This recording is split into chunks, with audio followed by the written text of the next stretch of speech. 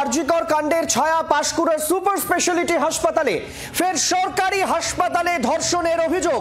অস্থায়ী কাজকে স্থায়ী করিয়ে দেওয়ার নাম করে চুক্তিভিত্তিক স্বাস্থ্যকর্মীকে ধর্ষণের অভিযোগ। কাঠগড়ায় হাসপাতালের ফ্যাসিলিটি ম্যানেজার। ঘটনা ঘিরে তুমুল উত্তেজনা হাসপাতাল চত্বরে। আরজিকর হাসপাতালে চিকিৎসক ছাত্রীকে ধর্ষণ করে খুনের ঘটনার রেশ এখনো কাটেনি। এবার পাঁশকুড়ার সুপার স্পেশালিটি হাসপাতালে স্বাস্থ্যকর্মীকে ধর্ষণের অভিযোগ। স্থায়ী কাজ পাইয়ে দেওয়ার নামে স্বাস্থ্যকর্মীকে ধর্ষণের অভিযোগ উঠছে হাসপাতালের ফ্যাসিলিটি ম্যানেজারের বিরুদ্ধে।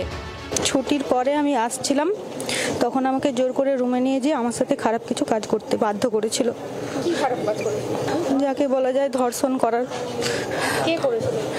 জাহির আব্বাস খান। এর আগেও কি একাধিকবার এরকম ঘটনা ঘটেছিল?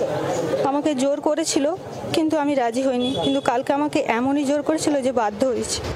আগেও একাধিকবার অন্য মহিলা স্বাস্থ্যকর্মীদেরও ধর্ষণের অভিযোগ উঠেছে হাসপাতালের ফ্যাসিলিটি ম্যানেজারের বিরুদ্ধে। আর ইতিমধ্যেই পুলিশের জালে জাহির আব্বাস নামে ওই যুবক।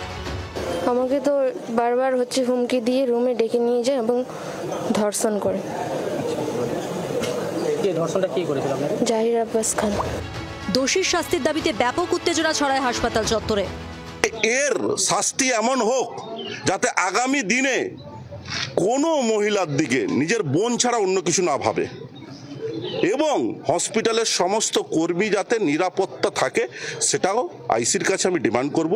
এলাকার মানুষ হিসেবে এবং একজন দাদা হিসেবে, একজন ভাই হিসেবে, একজন মায়ের ছেলে হিসেবে আমাদের দাবি, আমাদের মা বোনদের সঙ্গে ইজ্জত নিয়ে যে খেলবে তার উপযুক্ত এবং চরম থেকে চরমতম শাস্তি পাওয়া দরকার। একজন মানুষ হিসেবে আমরা এই দাবি নিশ্চিতভাবে তুলব।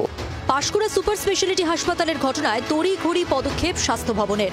হাসপাতালের মেডিকেল অফিসার ও মুখ্য স্বাস্থ্য আধিকারিকের থেকে রিপোর্ট তলব স্বাস্থ্য সচিবের। পাঁশকুড়ার মতো ঘটনা এরকম যে ঘটতে পারে এই আশঙ্কা আমরা আগেই করেছিলাম। একদম স্বয়ং মুখ্যমন্ত্রী এটা আমাদের জুনিয়র ডাক্তার গিয়ে বলে এসেছিল, আমরা সিনিয়র ডাক্তাররা একাধিকবার চিঠি দিয়ে জানি। কিন্তু হচ্ছে যে সরকার যদি কোনো পদক্ষেপ না করে এই ধরনের দুর্ভাগ্যজনক ঘটনা ঘটতেই থাকে। লিখিত আকারে জানতে চাওয়া হয়েছে গোটা ঘটনা।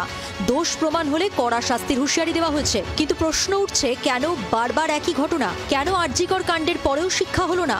কিরণ মান্না ও অয়ন শর্মার রিপোর্ট, জি 24 ঘন্টা। বাংলার আওয়াজ, বাঙালির আবেগ, জি 24 ঘন্টা।